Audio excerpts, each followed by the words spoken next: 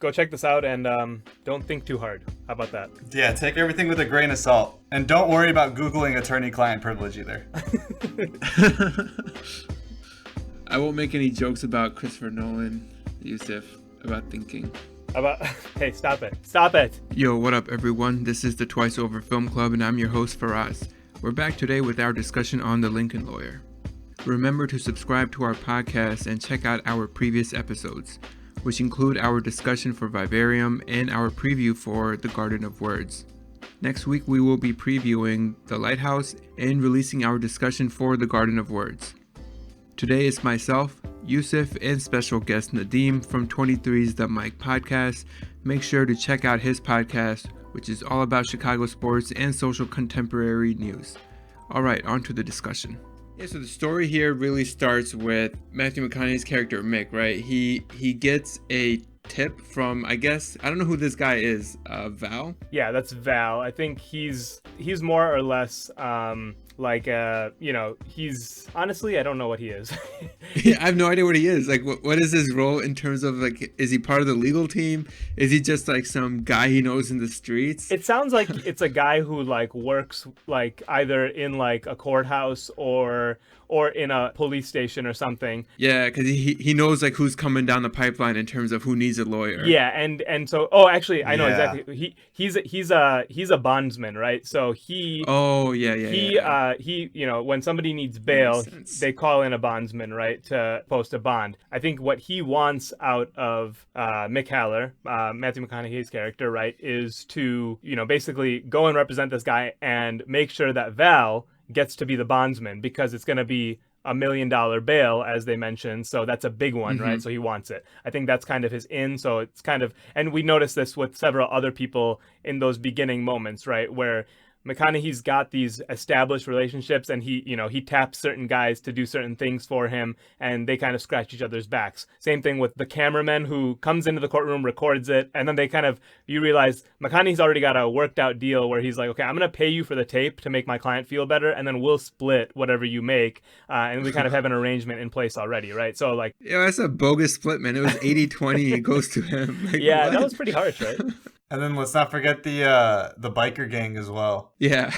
Well, I guess he works with them because they're repeat clients for him, but then they also help him out on the side if he needs like some strong men help. Yeah, exactly. So he's got a bag full of, favors, and he calls in whoever he needs. So basically the story begins with he gets that tip from Val that there's going to be a big case and you want to get in, and I kind of drop them your name, and he goes to meet this guy who looks like, basically a California pretty boy, right? And he's in some trouble. He's been arrested for assault and battery with a deadly weapon. Yeah, and an attempted sexual assault as well, right?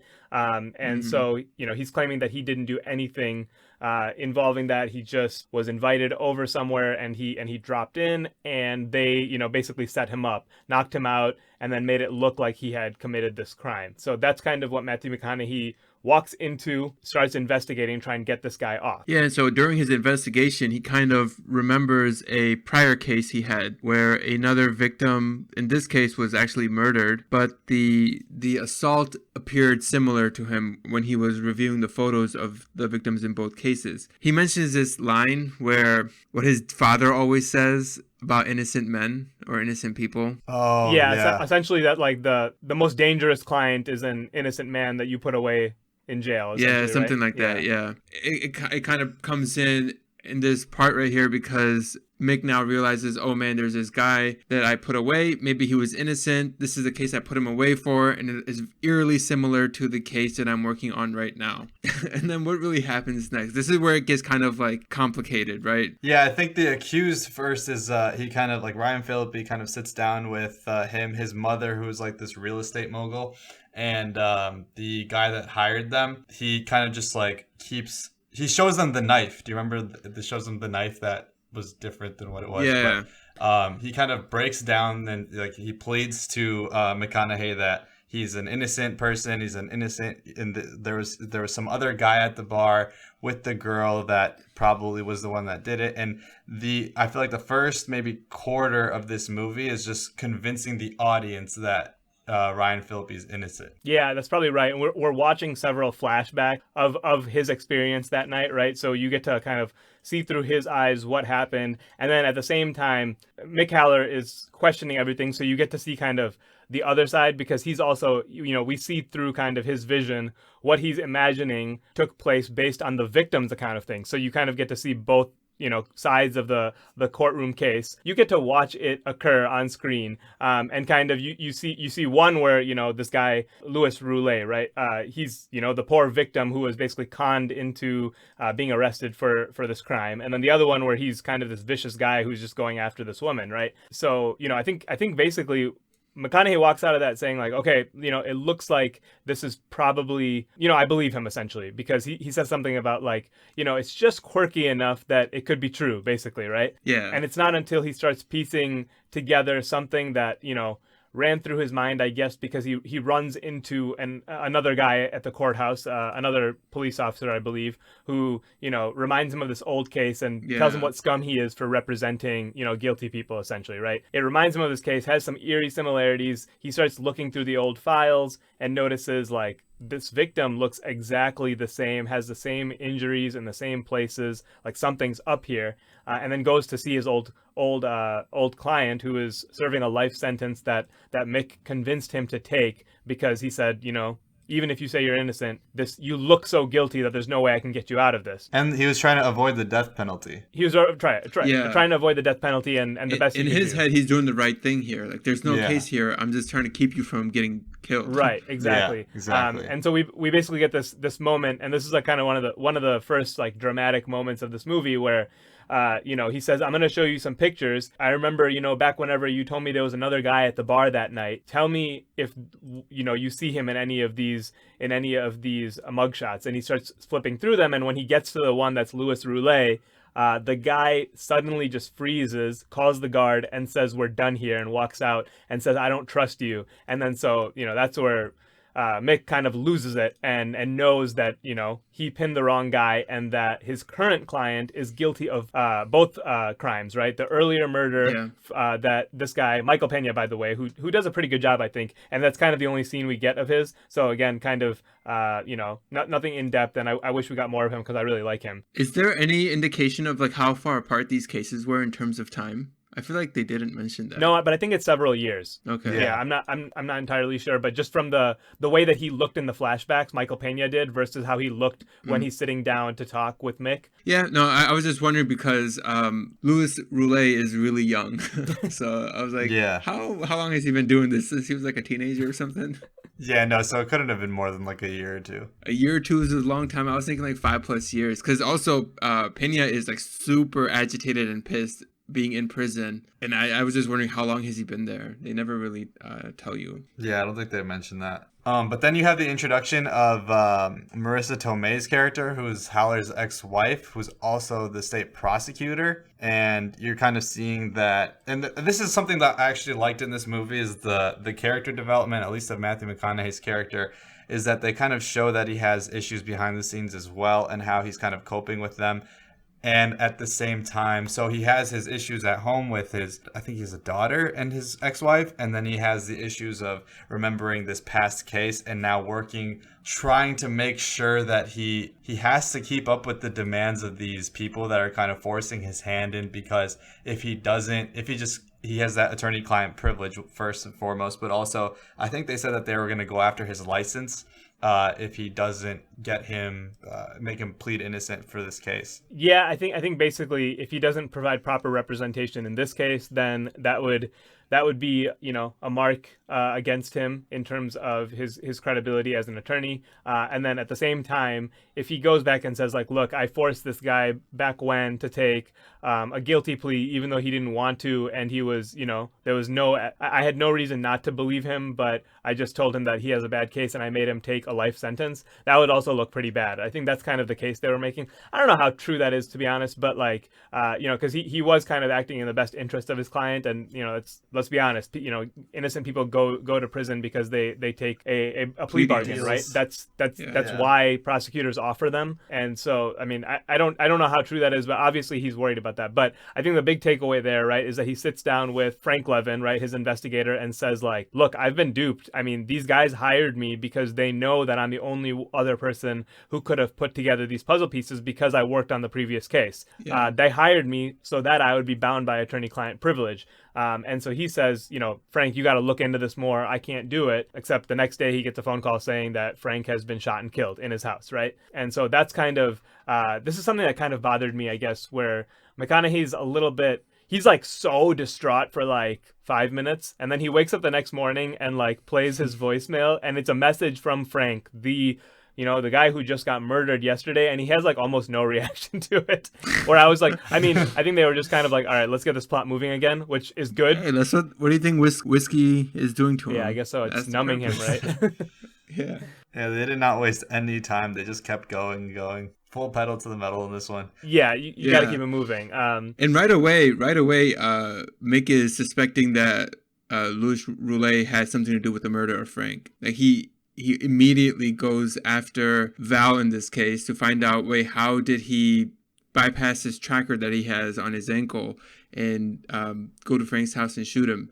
And indeed, he was right, because he goes to his house and sees that the gun that he had from his father, that was like an antique, has been taken from him the night before when Louis Roulet had broken into his house because he couldn't get in contact with Mick. Right. So this is where it starts coming together for us as the audience. Like, all right, Louis Roulet is kind of a bad guy. Just as Mick has kind of figured it out, we're more or less being convinced now that, all right, Louis Roulet is not what we thought he was at the very beginning of the movie when he was pleading his innocence like crazy. Yeah, like now he's pretty much being forthcoming, right? He's openly like, yeah, I murdered them and there's nothing you can do about it.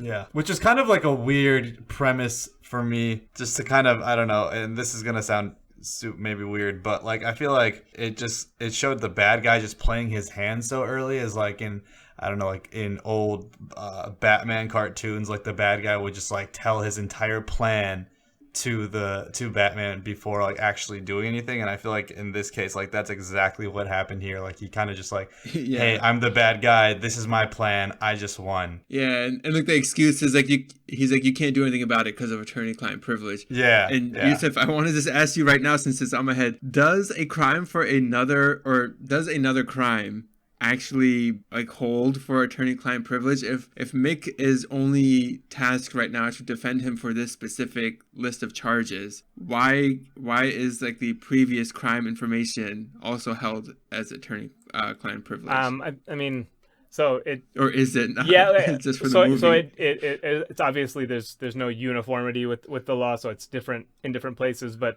I mean, essentially, I don't think it's far-fetched to say that other evidence of other crimes, while they are other crimes, other evidence that would relate to the particular charge now would fall under attorney-client privilege. I think that's fair, right? I mean, at least it's not outlandish to say that, right? The fact that there are other crimes that are in play here, but like obviously the information itself is like very relevant to the current charge, right? So because of the similarities and all of that. So I mean, I think from that standpoint it makes sense. I have some issues with their use of attorney-client privilege overall, but let's get into that a little bit later because I think it's further down the road. Basically, after that, the plot kind of moves how you would expect to. We start seeing kind of the mechanisms of the courtroom case going on, right? So we see witness after witness coming up, right? We see questioning, cross-questioning. We see evidence being presented, all of that, and it kind of goes the way you would expect it to. Haller is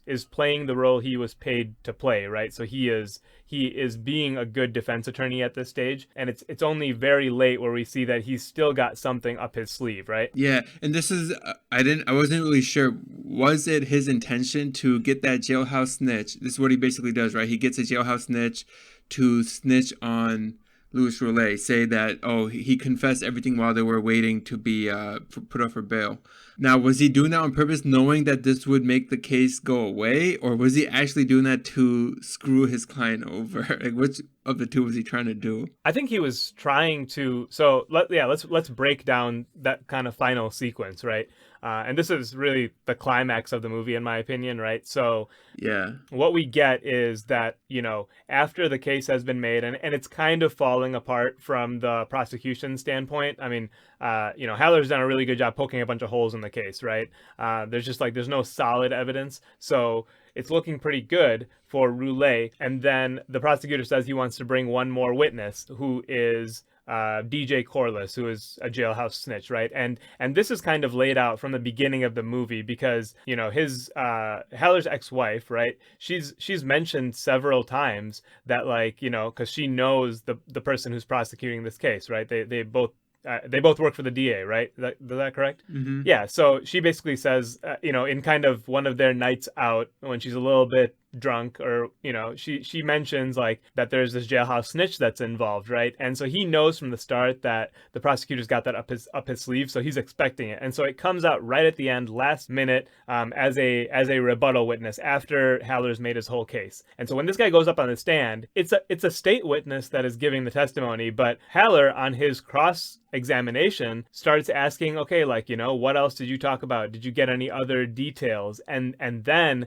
Corliss starts laying out, yeah, he said he had done it before, and he describes the victim in quite some detail with some specific tells, like tattoos and all of that, right? Essentially what you get is it's a state witness on cross-questioning that actually is spilling out the information. And so I think that's kind of the trick that Haller uses, right? He knows he can't say anything, but he gets a state's witness to say it on the spot. Wait, is it? Because I feel like Haller was sitting next to Roulet when Roulet is like, how does he know this information? Like whispering it to him. While I thought it was the prosecution that was actually doing those questionings, like about the previous crime, or questioning that led to the answers about the previous crime. Or was it after Mick comes back, Haller comes back and sits down, and then does Roulet ask? I feel like it was like during the questioning that Roulet leaned over and was like, how does he know all this? And then he's like, who have you talked to? Like, who? Like, that's a question you should ask yourself. Right. That's a good question. I don't actually recall exactly who brings it up first,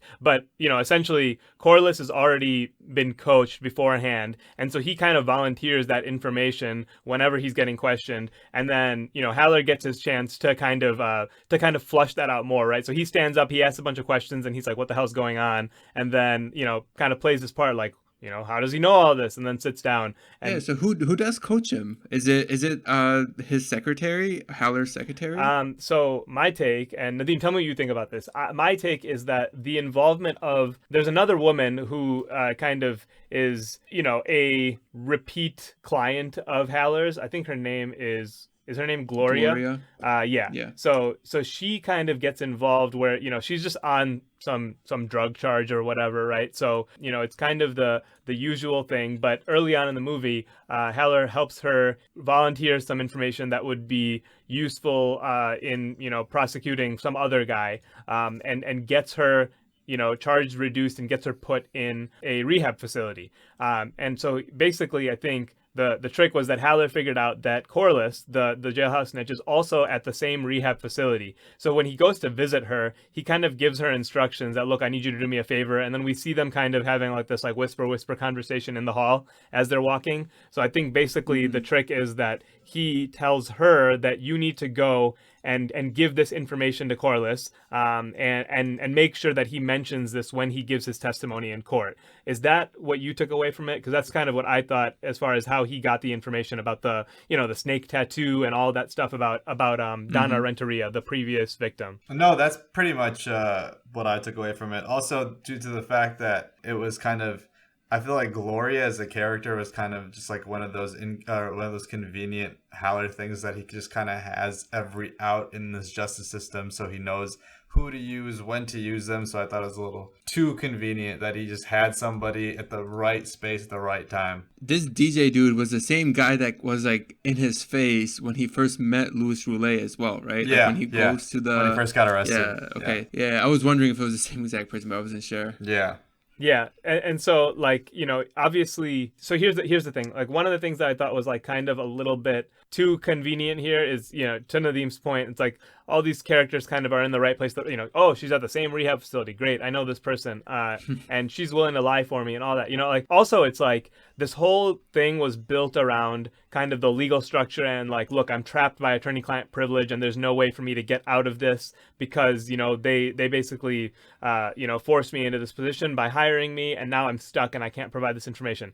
But actually, he just, like, the solution was, okay, I'll just break attorney-client privilege and no one will find out. Like, because he did. Like, even though it didn't come from him, he went and told someone and then had them perjure themselves on it's like it's this whole mess of like, okay, well, I didn't get caught, but like, I don't know, I guess for like a legal drama, like I expected like there to be some like clever maneuver to get out of that situation, right? Rather than just like, okay, we'll just ignore the rules and nobody will catch us, right? He checked into this rehab facility. Like, he had to check in to go and talk to Gloria. So, like, somebody can look that up. There's just, you know, like, it's a little bit like they kind of ignored, like, the, you know, the actual structure that they had built kind of trapping him, and instead of finding a way out, they just broke the rule, I felt. So that was a little bit disappointing, but nonetheless, I think it had its payoff in that moment, because then you see the investigator who had worked on the previous case, the one who had like cussed him out for being a bad guy who represents, you know, horrible people. You see him sitting in kind of the audience and like being like, wait, what the hell? And then he steps out, and then, you know, as soon as the trial's over, he's ready to arrest this guy for the previous murder.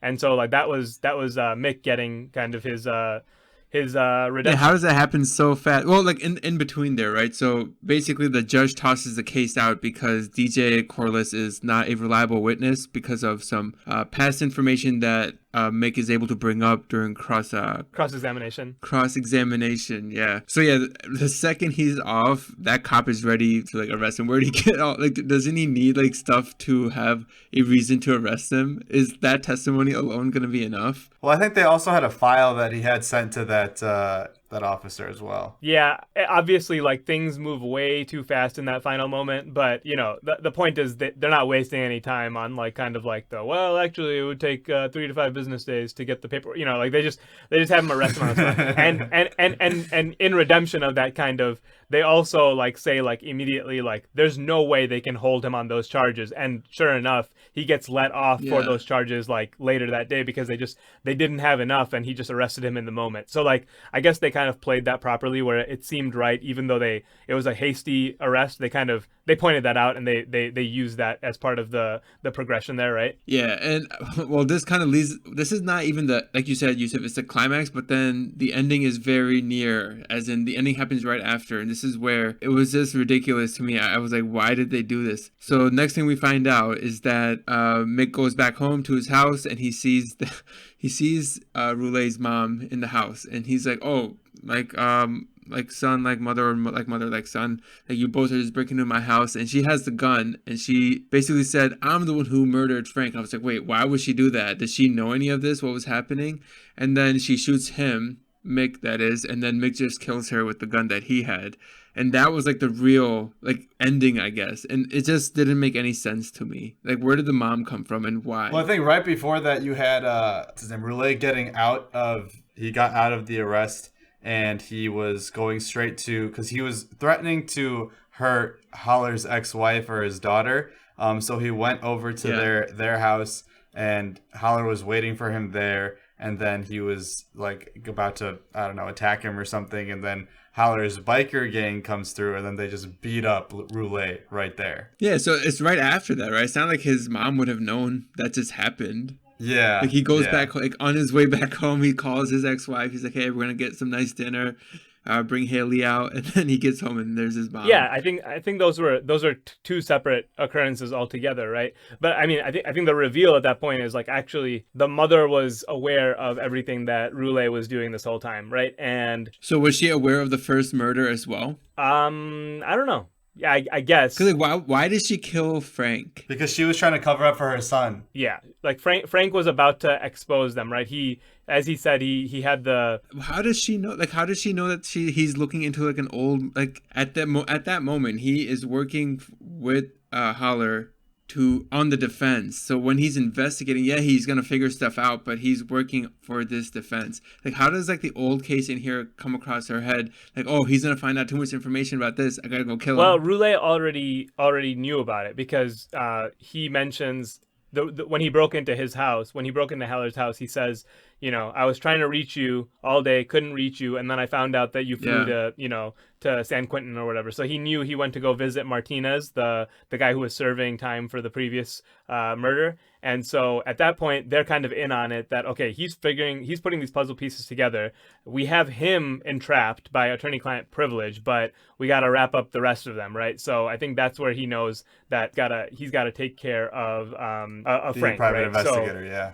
Exactly. So I think that's where it comes up. But I agree. Like it was a little bit sloppy to just kind of say like, and the mom knew, and you know, she was just as vicious as her son, so she covers up for him for, you know, whatever reason, just because he's a son, just because he's her son, I guess. I just felt they could have done without that. I felt like I think I felt like the ending in the courthouse was sufficient, and then they had the scene where it's like, okay, he gets off and then we're gonna beat him up, the biker crew's gonna beat him up, and then he's gonna go home, and then the mom's gonna shoot him and he's gonna shoot her back. Yeah, totally. All that stuff was unnecessary. Yeah, and like he had just gotten that gun too from Earl.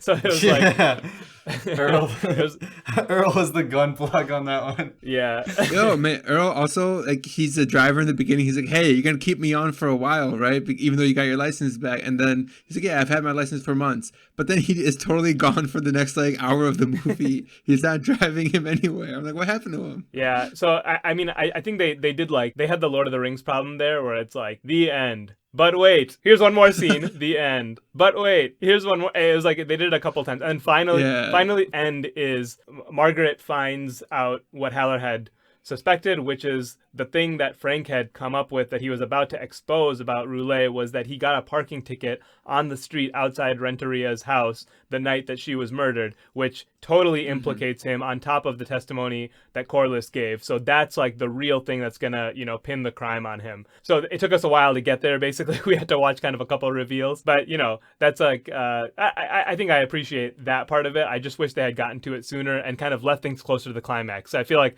the energy kind of dissipates slowly after that. Yeah. And I want to bring up one other thing that Nadim mentioned. He said you like the character development with Maggie and Mick and like their relationship. I actually didn't. I thought that was like a very forced. It just felt very forced, and especially that one night where like they sleep together again, and like, you know, they're all happy that night, and then next morning Maggie's like not having it. It just goes from like 100 to 0 real quick, and it just felt super forced to me, like that entire sequence. Yeah, definitely. I don't think the character development was there with Maggie's character. I'm just saying I think that kind of layer just showed more of Matthew McConaughey's character. So it kind of just showed why his problem, or how many of his problems that he's having to deal with. Kind of like, and here's the thing, even with the biker gang beating up Roulet at the end, I think it was just kind of to like come full circle with what we had at the beginning, and you know, and then they ended the movie with the biker gangs pulling him over again, just like they started the movie, and saying that when Nick said that he would take their case pro bono. So I think that was just for like, hey, we had this like cool thing that we started the movie out, like let's just keep like freaking tossing this into people's faces and forcing it down their throats, you know? No, but that's exactly how it felt. It was. I don't know that it was. Yeah. I don't think the biker stuff was like. I mean, I think that was quick enough that it didn't bother me, and it didn't feel forced because it was kind of like, yeah, you started on that, and then you kind of end on it, and it's like, you know, it's business as usual for this guy, right? Like he's doing what he does. He's back to his after all self. Of that, right? After that whole ordeal. So I think I appreciated that part of it, but I agree as far as kind of like the, hey, let's go to my daughter's soccer game and this instead. Like they didn't do enough with that. I wish they had done more with it because it does add kind of additional layers to his character. But since they didn't, it's just kind of hanging out there, and it feels like fluff to me then. And I thought also like the ending just could have been done better. Like we said, just like throwing all these different alternative endings at the end. Maybe we could have just like brought it together more in a cohesive unit instead of just cutting these 3 instances at the courthouse, at his Maggie's mom's house or whatever, and then at his house where he gets shot by the mom. Like I thought maybe just like bring that more together and have like a one ending that kind of solidifies everyone's expectation. Yeah, the mom thing was just totally unnecessary, man. Just totally especially unnecessary. Because like they hadn't like the mom has like zero character in this whole story, right? She has like 2 lines, and it's like, so it's like, why like do you have to even do that? Like, I don't know. It's just, it was totally unnecessary. And then it's also like it's resolved in that same scene, so it's like it doesn't have any like carryover effects. Like, it's like he got shot, then he shot her, the end, like, you know. Yeah, exactly. Right? So it's like it starts and ends. It didn't play into anything or develop anything. So it's but you know, I will say, because of the pacing being so good, like they actually move through those sequences fairly quickly, and like it's not like it doesn't feel like it drags that much through that ending. I think it feels okay because like it's still kind of just chugging along, which, you know, other movies, you know, stretch things out too much and don't have that to fall back on. Then it really hurts the ending, and it really, you know, sucks the air out by the end of it. That's a great point, because even with all that extra stuff, because the pacing was well done, it didn't feel dragged on. About, is it Ryan Felipe or Ryan Phillip? I don't know how to say his name, but Phillippe. Yeah. Ryan Phillippe. He is our villain here. Not just like his acting. I mean, again, I've said this so many times in so many reviews that we've done, where I feel like the villain character or the antagonist is a very difficult character to do right. So 1, I didn't think the character was well done. 2, I didn't think his acting was that good in it. My biggest problem with it was how predictable it made the entire movie. The second we saw him, you know, seeing a rich white guy get away with stuff is like not new, right? So we already knew like this dude is guilty AF, and he is gonna try to get away with it, and like the story's gonna be about him getting really close to getting away with it, but then if it's gonna be a good like ending, it'll be, oh, he'll be put in jail. Like it's just like laid it out too easily when we met our antagonist here. And Nadim, I get what you're saying, like, you know, at this point in 2011, like he was supposed to be this next big thing or something. I don't know, maybe not well casted, maybe not well thought out. I just don't think it was that well thought out. There's a few things that I feel like maybe didn't age well, and maybe that's one of them, where it's like there's a lot more talk nowadays about like how tilted the justice system is, and all the racial biases. Of course, that's nothing new. You know, when this movie came out in 2011, right? That's nothing new, but I just feel like it's on everyone's minds more. And so like, yeah, you go into this movie and you're like, this dude is guilty, man. Like, yeah, and also I feel like they just I mean, he's just like he's a rich white boy, but at the same time, like this diabolical deviant. Like, I didn't buy into that much at all either. Yeah, true, because they make him out to be pretty evil. Yeah. I mean, like that first murder, like he just stabs that lady like so many times, and not just that, like, we know of 2. But they make it seem like he's like this psychopath that like this is what he gets off on, right? Yeah, I like that his I like that his MO is find a prostitute that already has a trick, follow her home, and then as soon as the trick leaves, then I walk in and just murder them after raping them, and then they will blame the last person that was seen with her. So like that's his like whole MO. Like it seems like a little ridiculous, but I mean, okay, I guess. Oh, well, we didn't really talk about this because it's a very like minor detail, I guess, in the grand scheme of things. But dude, what was with that very cinematic security footage? Like, perfectly at the bar level, you can see the hand sweep in to put the napkin down. I was like, oh my god, this is ridiculous. But also, like, no, so he was kind of right that she did approach him, but I guess we kind of get some closure on that during the trial sequence when the victim testifies. They kind of rounded out pretty well, so I'm not going to complain about that. But yeah, the cinematic security footage was kind of weird. It's a little too good quality. It was like it was supposed to be better quality than, or something, right? It was better quality than they had in the actual courtroom. Yeah. Yeah, for real. With the handheld cameras. They should have hired that guy to make this movie, the guy who installed the security camera. So, oh well. It was just funny to me, man. The first thing I know, like, why? How did they even have that? Yeah. Who felt bad for that prosecutor though? The poor guy. Oh yeah, Josh Lucas. Left and right. Yeah, man, I felt so bad for him. Oh, God, he was getting destroyed. He actually did a very good job of acting, just like looking pathetic. You know what? Like, actually, yeah, he really did. Yeah. Josh Lucas did a pretty great job of being like, yeah, he's a guy who's supposed to know what the hell he's doing, and for, you know, big stretches he feels like he knows what he's doing, and then he gets up. I think the first moment was when he gets up to cross-examine Roulet's mother, and you know. Yeah. she's telling him how Roulé was, he experienced with, someone he knew was raped at one of their, real estate properties, and so he started carrying a knife, and he starts asking all these questions like, how would he know about that? Why do you remember the date so well? This, that, and she's like, because it was me, and he's just like, oh. And he's just frozen. He's like, no further questions, Your Honor. And like, there's several moments like that, like the looks of like frustration and pain on his face, and like when when he puts his hand up on his forehead, like you really felt sorry for him. But yeah, that was pretty good. We foreshadowed this in the preview, but let's talk about what the hell the theme is in this movie, if you can identify one, guys. So let's have at it. I want to hear your take first before I give mine. I can go first here. Okay, so I said obviously this is the justice system. I mean, we have a guy here who's more or less trying to do the right thing, make sure innocent people don't go to jail. And then he gets a client that is guilty, and he has to do his job, which is to make sure that he doesn't go to jail. But at the same time, he wants to make sure that he pays the price for the crimes he's committed. And he has to be ethical in doing so. So those are the themes, like the ethics. Again, he mentions evil himself, Mick does. So like good versus evil, right versus wrong. Like those were the main themes I picked up. I didn't really pick up anything beyond that. And from my score, right, I give it just below average only because it's a predictable theme when you're talking about a courtroom drama. Yeah, I think especially with something like this, I mean, good versus evil is kind of just like an inherent theme that is. You can say that you took good versus evil as a theme from this, but like it's not actually really enforced, I don't think, to such a degree where you're used to seeing an actual like maybe some top line cinematic movies. And then I don't know, the whole just attorney-client privilege, like this, I feel like they were just banking on like audience ignorance, because they were just like going back and forth and kind of being picky choosy as to where they actually wanted to institute that.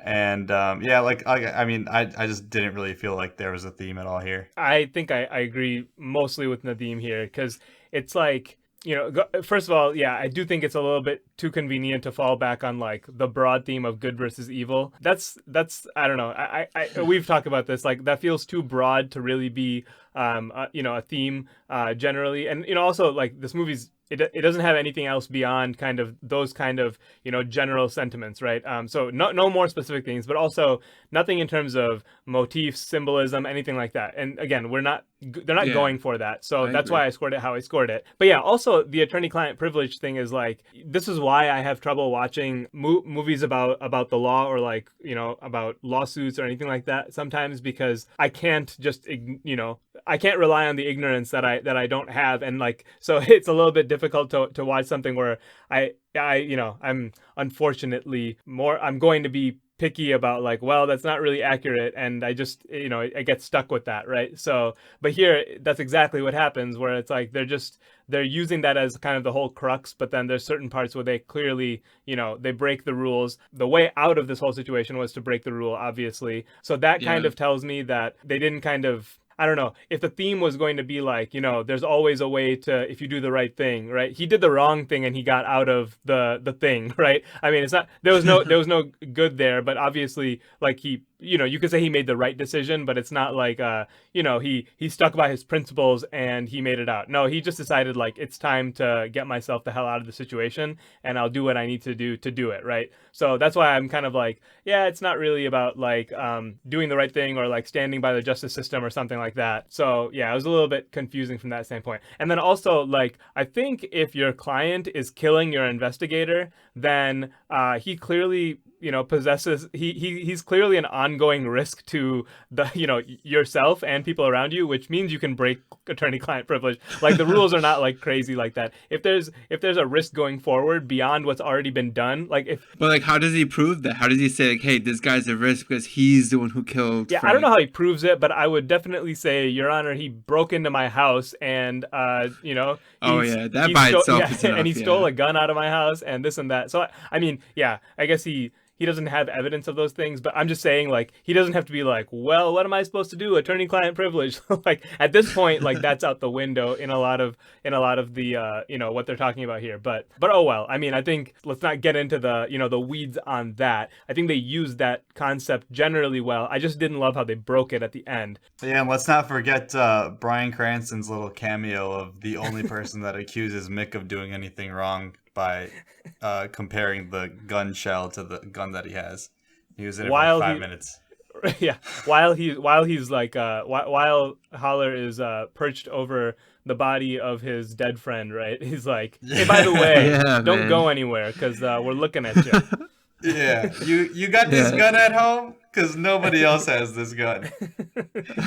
Yeah, those are some sequences that were just not done very well at Yeah. all. Yeah. Again, like because the pacing was well done, like it kind of covered how bad that was. And I mean Yeah. that's worth pointing out, right? Like direction can actually make up for a lot of things. And I mean I will give credit for the pacing to the director to a degree, right? So, you know, maybe you didn't notice a lot about what he did, but that is one thing. And so it can make up for a lot of flaws in the script, in the story, everything. So, you know, that's definitely kudos there. For sure. Man, I mean, I think this is actually a really enjoyable, if you're in the mood for something that, you know, has some suspense, has something that'll keep you on the edge of your seat.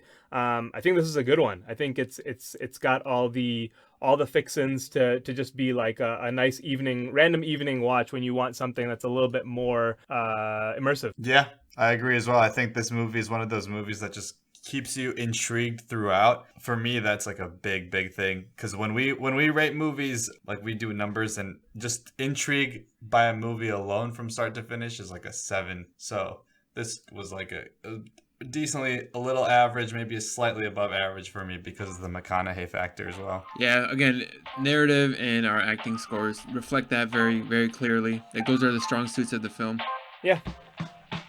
Thanks for listening to this production of The Twice Over. If you haven't already, subscribe and follow wherever you get your podcast, and remember to support us on Patreon or by sharing the podcast with a friend. Feel free to contact us on Instagram, Twitter, or Facebook at The Twice Over, or email us at comments@thetwiceover.com. All of the music you heard is from Amerigo Gazaway. Check him out on Bandcamp and Spotify.